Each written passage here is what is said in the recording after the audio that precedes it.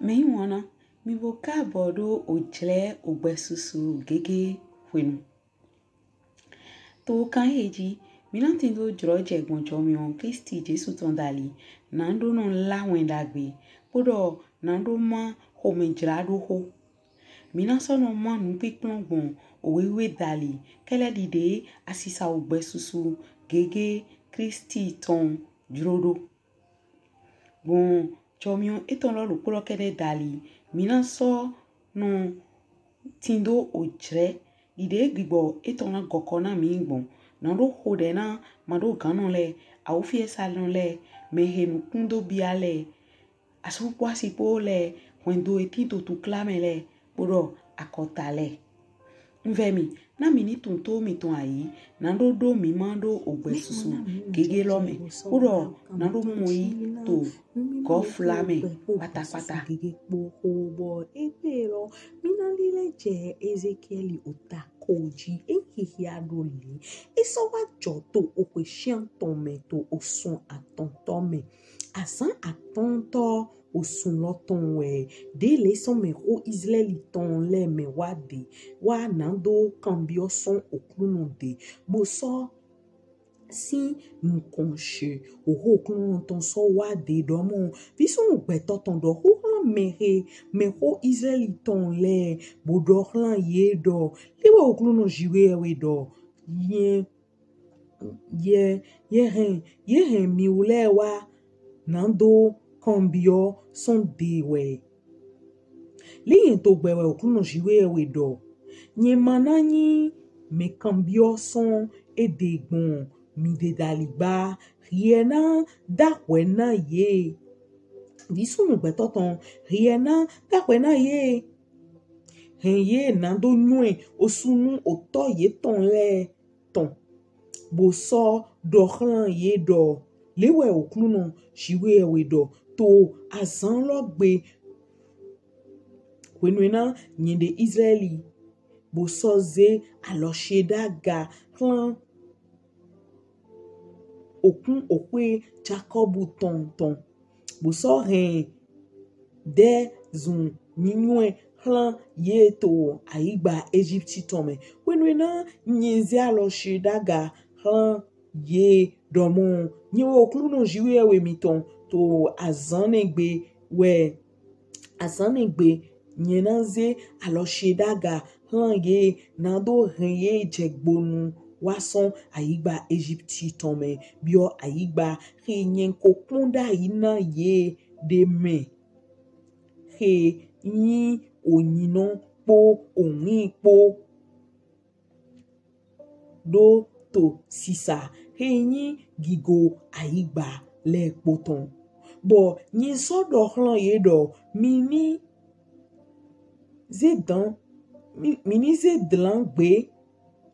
ome dopo osunu nukun eton le bo mani ovodun Egypti ton le do remide flu blo ni oklunu jiwe we miton shiba ye shiate to ogwe bo manso jlo tunto ayi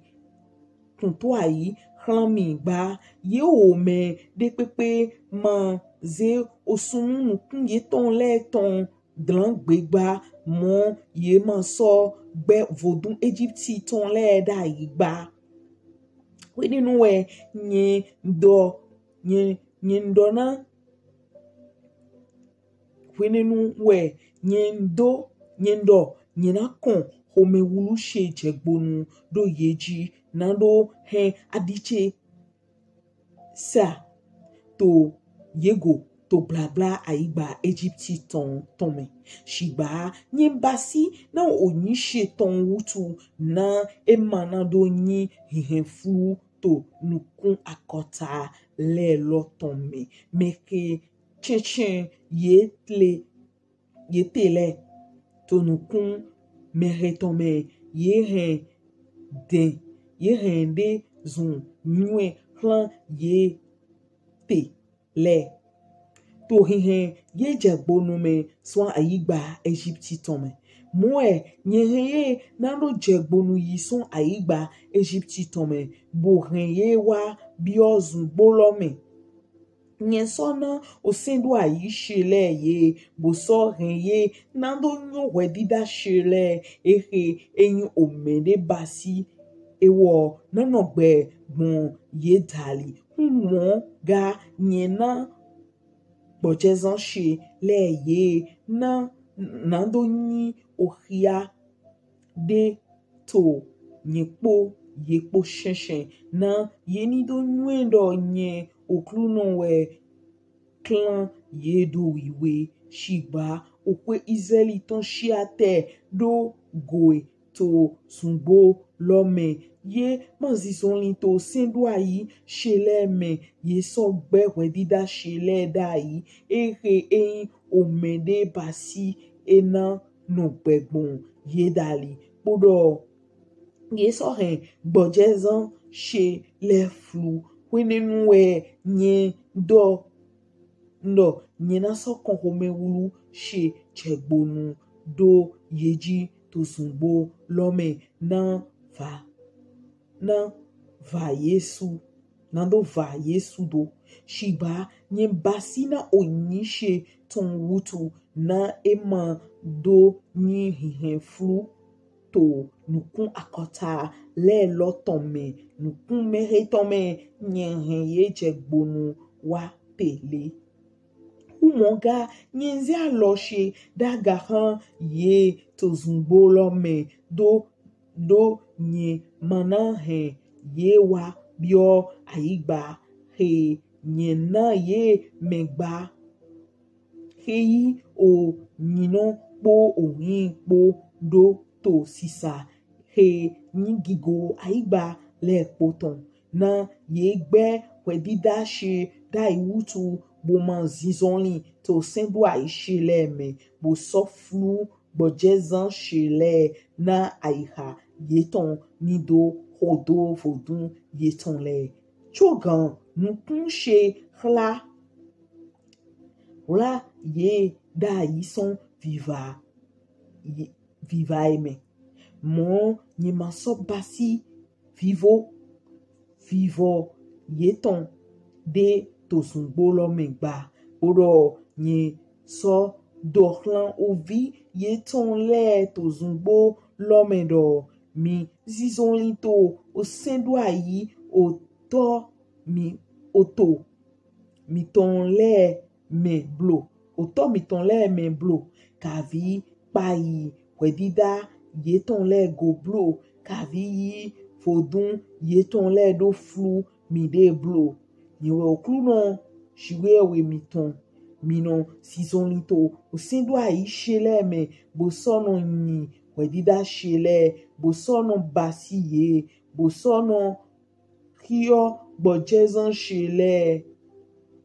ye bona sonyi ohia de to nyekpo mikpo shenshen na minido nyue do nyewe okluno shiwe we miton shiba ovi le lo shiate do gwe ye man zizonli to sendo ayi shele me mo masonyi wedida she le nando no basi ye gba ekeyin omede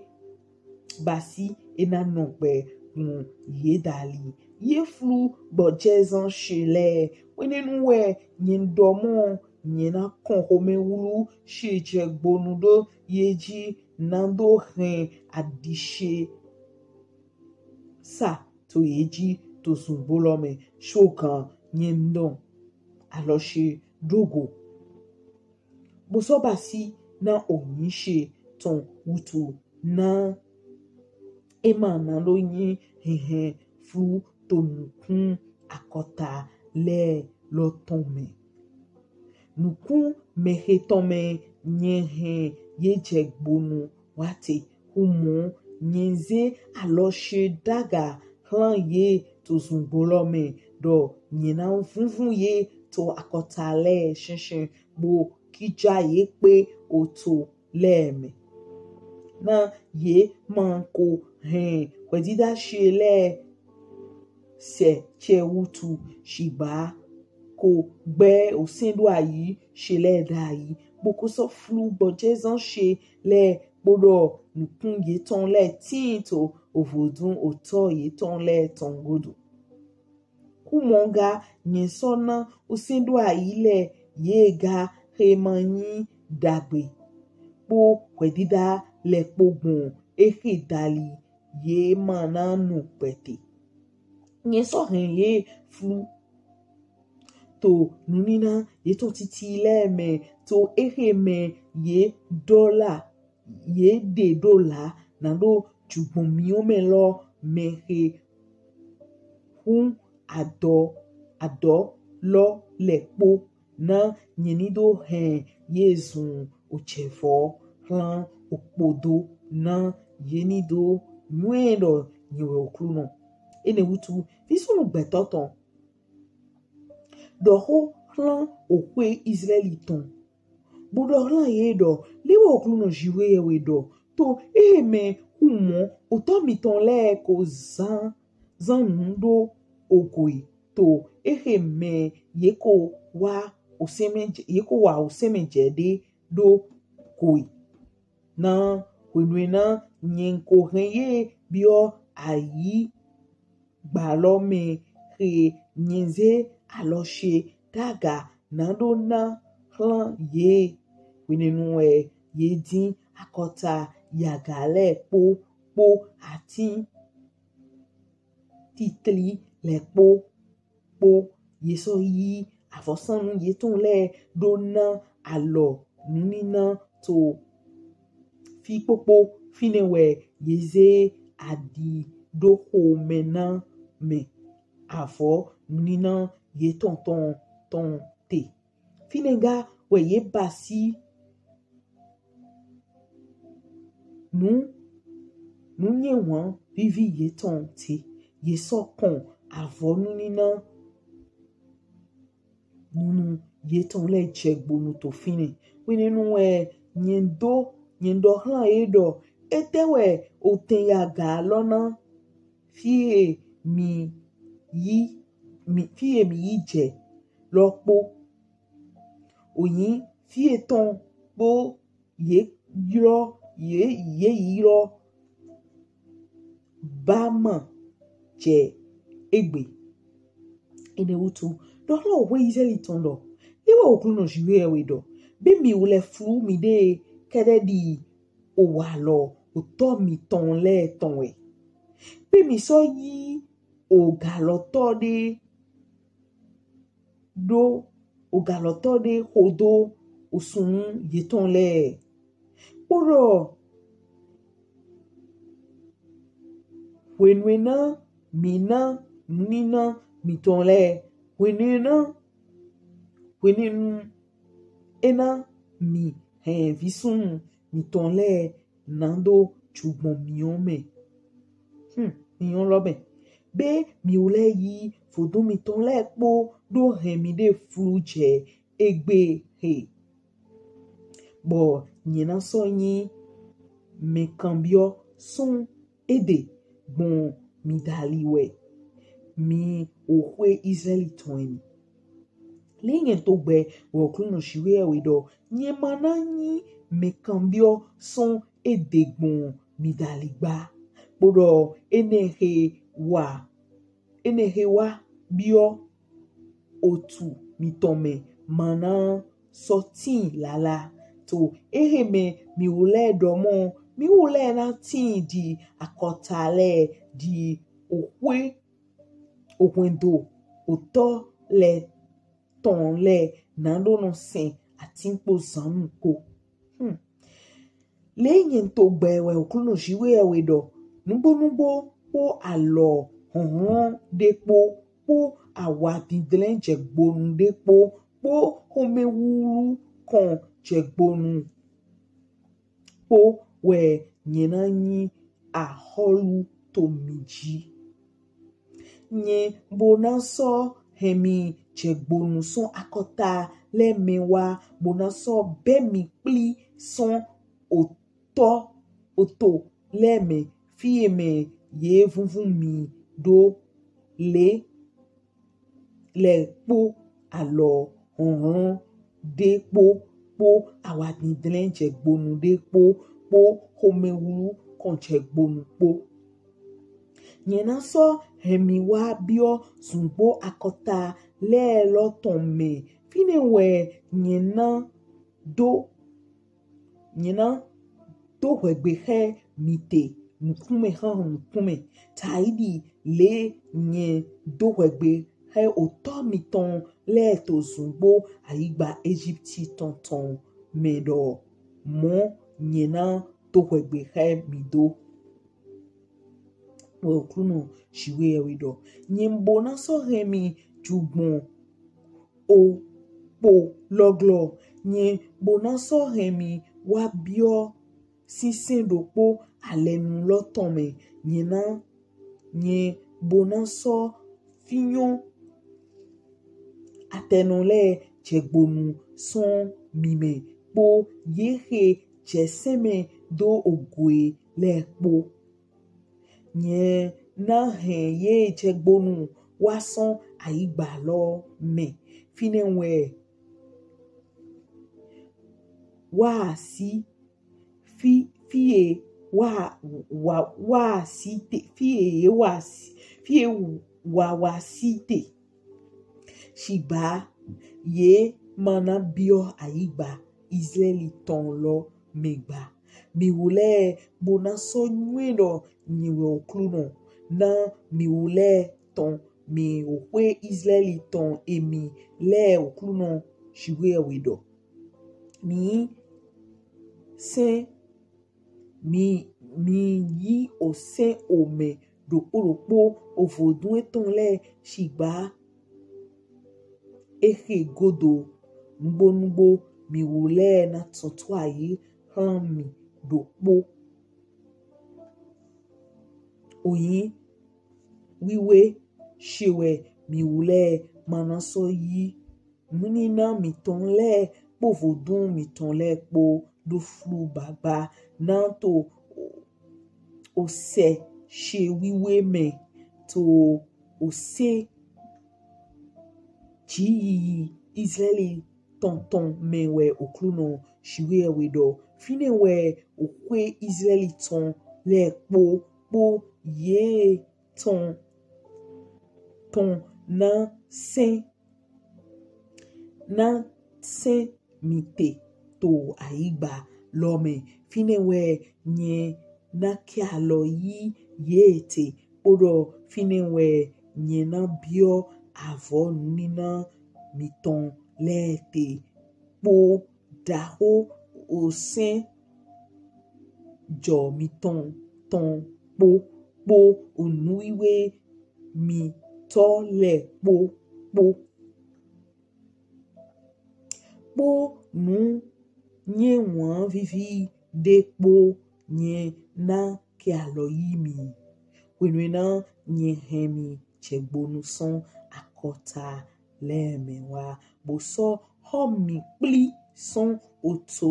leme eheme yeko vunvun mi do nyena so nyi klondo wiwe to mime to nukun akota le tome mi wule bona so nwedo nyewe okluno wenwena nyena hemiwa bio aigba Israeli tome bio oto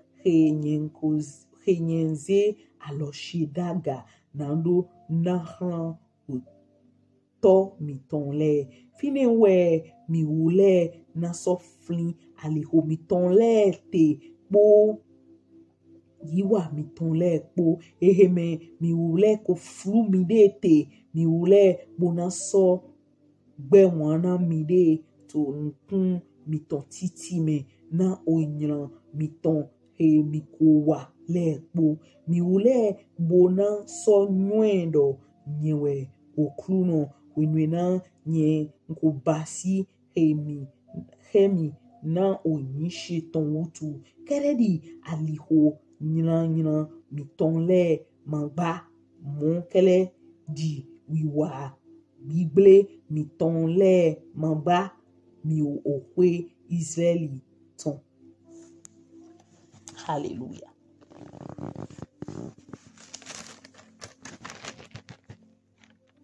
Hallelujah. Bo ehenyi oweta heme mibio ndona yin kon gamo ntoli ngai mi mundo mulo to français gbesin ohenyi wewiwe me emotero kande nkun ene bo fi hewo o aladagbe me ewayi o kande konukwan ton elan enereji bo ekobio ehenyi afo wulo poto ota wulo poto lome we uzomo sendo ehenyi o afo kande nukun enelo kele dide wewiwe yohogweton basido nani singando yemi bo nro ehenyi Israeli ota otolodo gbígbé Israeliton bodo ehenyi chomion manvo shiweyewe ton po gbígbé Israeliton abi aho manwa dodo Israeliton bodo ehenyi chomion manvo shiweyewe ton po bo ni mi pon wetaroji mi na mono chiweyewe detana aliho tintan aliho aweto aliho atonto nu hewutu le blanu eton esuto akota Israeliton di eto detana we nando ye fli ye tole sinchiwa e maindo mo enando be ye tole sinchiwa do kona e gba edo dido ya gbomodo ye ma bonvona ye tole nu ye tole wa abi ye no le wa ulo e yo le lo suso to wiwa bo mi gando do mo ete utu ezombo o nu mo ko duto eji ntoli ohun dewe to sisa to la eto mema to wenenu ohun Kristi Jesu ton ma o timbo gando hodo ehin gbeto tame na do alotena ohun vivi so hwendo mewa nindo ohun vivi ohun ni doho ohun ni aho ohun ni zombo nwe togbo le wa bi meji to le wa yemi so singan wa bo ni no mo ayi mede to egbe mo tin to Kristi me boado o yoyo di ento si se di ebe be de mi to Kristi me lo ohun mi ton ma so no dakwa bo nwe togbo mi ton le abi me to mi ton le yiwa mi wule lo suna chewaji o e ma so no imo ngbo to Kristi me Mungwero to français gbe si tutu mome de mdodo egbe bonvo pere na kungbe lo egbe shiba e do riado gbibo kunu ton jona o kunu si okun kan le a mi wo to son akota gbe tomele do ni mi to Kristi me mu le pose le su yoyo ho le pose juwai bo eso do to taji bodo dido hiano mi we ma yi klisi le mi wa yi klisi na ohun ni ma do vi to mi membro ohun si hihro ni ma do wache to mi membro we ni mi na ponto egbe mi o wude egbe tero ehin o togbo de ma mo shiwe we de ma mo Kristi si nu yi wa lego ye yonde ye no yiro ye de legbon nu ye me ye to mo ma to Kristi me le ye yonde no yiro gbongbon hun dali ye no o yo fo gbe do formule de erando bo ohun na vi hun ohun no yiro hun baria ba santo la capa bo o ni no mlo ato Kristi me bo amado nukun nwe ohun kan iwe do wa yi makando susuwe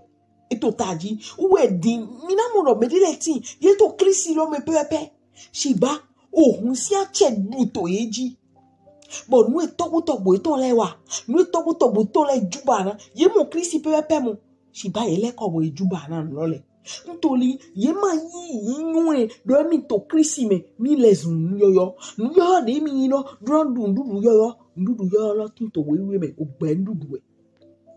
But when no dey ye team to hihia eno to ki crown we manaki go o Chrissy le son hume na mi apajile joina dromi domlo na henu ponu bona bai to nukume mi to mo minamo ache o wewe ton mi mon mi bako bo kondo nkofu mi bo yisin deji minamo domlo o sinona lezun o koro si alopa bo o couleur o coloton we sinono yi ni cover mi ba minamo do sinona lezun o sinve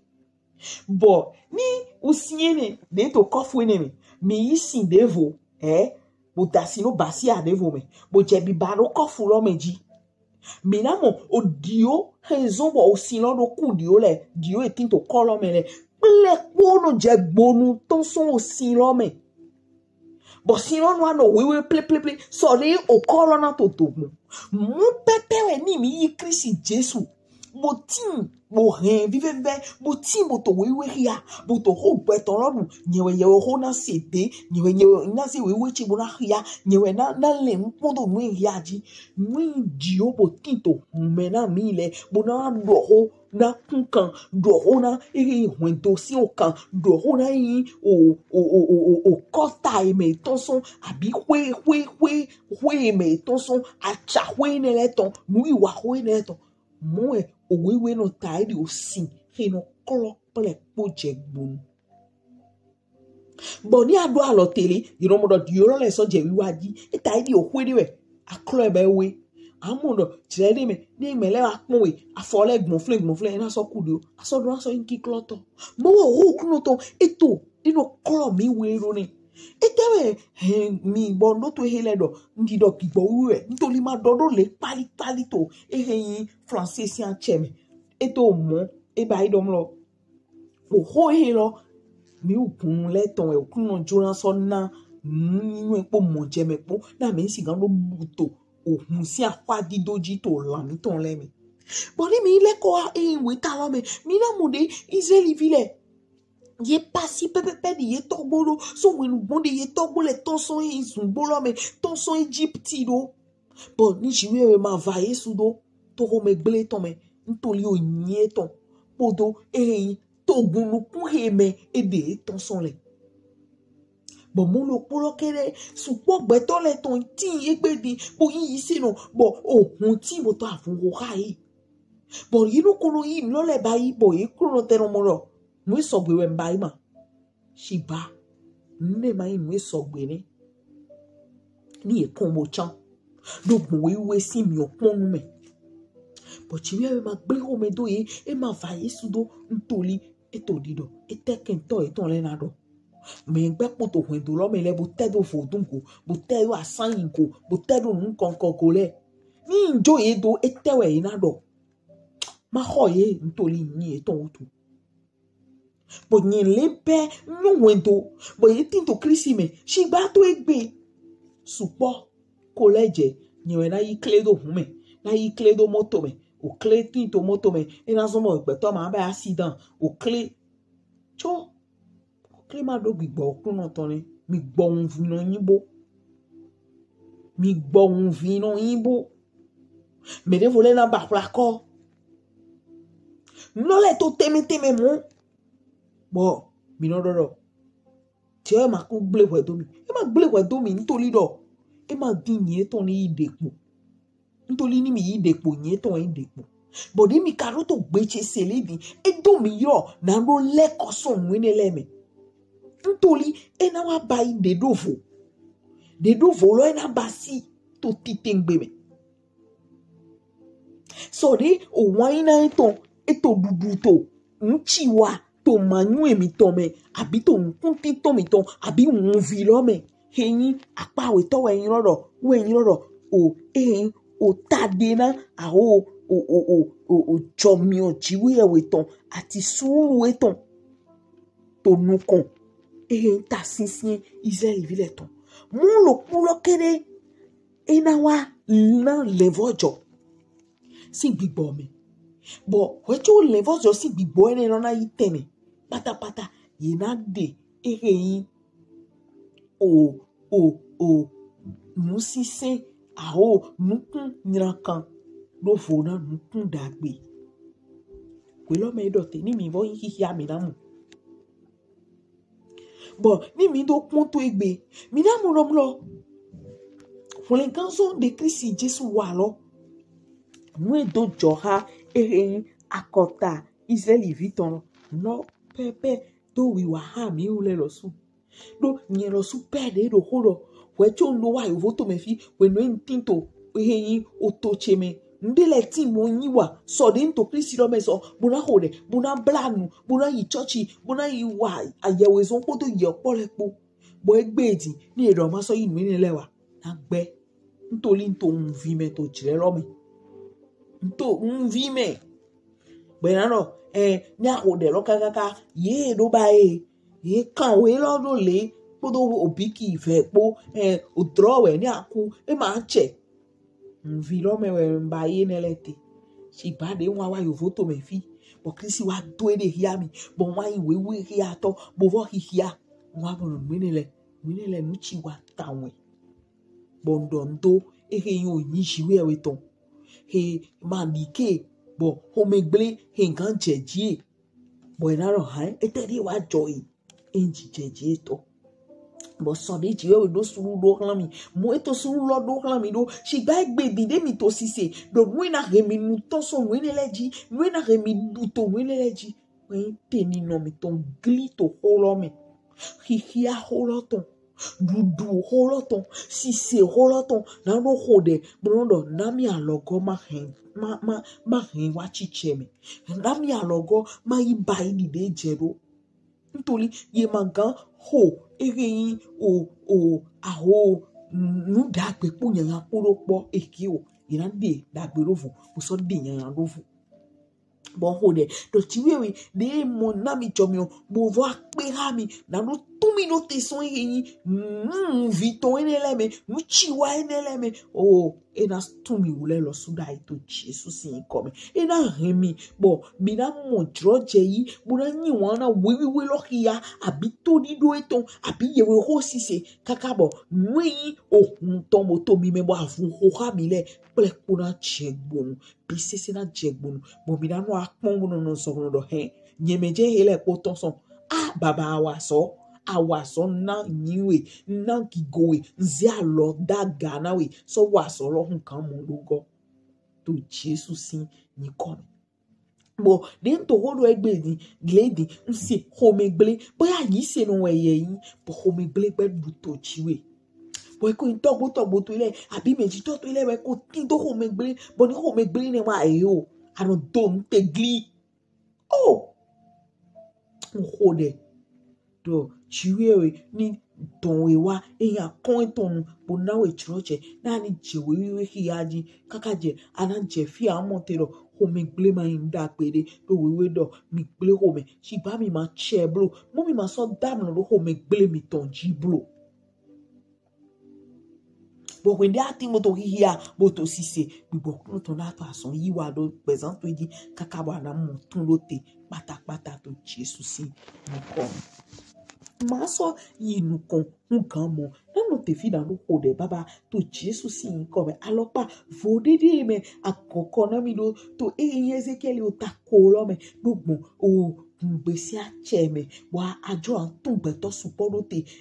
do supo ko ti na homegble supo ti bojo ede do na nu eto hunwe boto afun yi bo no na mi kan ba iru supo ti ye na blanu asan kan de asan chawe asan konu kuropo shiba ye ma motu lote so we ni lebe ntoli nu eti to hunwe gbe poto afun yi mo e wa afun lo poto Israeli pilepo kaka bo adu to eji bo na mi Kristi bo mi we to Kristi mele we no mi tin boto hologia boto sise boto bibio lebla na no rewa chicheme eno to aso ato mi eno to aso ato mi bon hode na no vichele bla hochele wendo gunto a check pa gunto rigbati to kan no gbenu bo hungbeti boto afun oha ohun si anzonle ina do hun melo etebe o grandmama che ko to mo o grandpapa che to no ye ma yo da ni grandpapa grandmama ni ye yo da ni di Jesu Kristi iwe we ro di de tero mo emi ule lo sunatero ni de Kristi tero mo mi ule lo sunatero oh papa jale tunote to Jesus in comment to li to tunote ni adodo to vivono o Ezekiel o takotolo do mi na de o nu gbele ton son yeme nu ezombo e do tiate do kra wele nu yi wa gbele mi na de plepo jevo bo ye na mo je bo na semi papa ya so to iwa ta ha to le to line to le to wa lo to le to ziza to le ye gbe kle bia no to ho lo me do ye gbe alo gangan mi to e na wule ye re bo e na bia le bo to moi ani don adoni to yeme to Kristi Jesu me yo koti to Jesu Kristi me to hoento mi to la me to rapere me to kunusia chepa me to badagli me bo ye ti to kisa kisu lo me to Kristi lo me mo ye ma wa ni de koto ijodo to nubo bo ye na fonso koli o de tonji ye na so donu me ye na so zume ye na so chinua baba tu ye do te pata tu ye do te di dia donu to kolo me do mi na nuto nyira ye tonji nuto nyira me mon koton leji bo kunu kuyeton da ni modomlo akomwe kana chepipa huton to gbetan to yeji bo ìwénu e ma so injijigbo jo gbetan to dale abi huton abi apasa to dale je chiwe o kedewe singan muto yeji gigole pona we mere ka soti poto gbechese bo e mo ko yi Kristi Jesu hore do bi botwe ni do hora ha me mo ko to me na ro do wa gbetu me na ni singa do mo Kristi Jesu lo yi to mo me na fodio to gigo je kiwe to kere me e cheru baba to Jesu sin ko me ho de lote ni she mi wana ma so inu kon gan mo mi o koja cheju mi to gbon mi do do che so indodo me na ho Kristi Jesu ton eso e wele vo to jire mi ton o gbe po gbe su ge po me era bo mi no ganji